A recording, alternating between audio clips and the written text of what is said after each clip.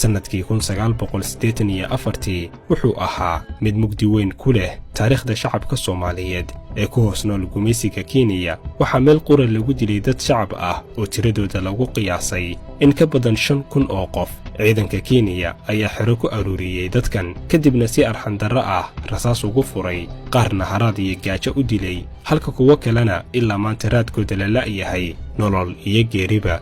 arrinta xanuunka leh ayaana ah in ilaa maanta aan cidna loo ciqaabin dhacdadaasi, wax weynna aan laga soo qaadin. maatadii halkaasi lagu xasuuqayna xasuuqoodii weli cidna miiska ma soo saarin. ku soo dhowaada daawadayaal muuqaal aynu ku lafaguri doono xasuuqii Wagaala ee lagu galaaftay nolosha in ka badan 5,000 oo qof.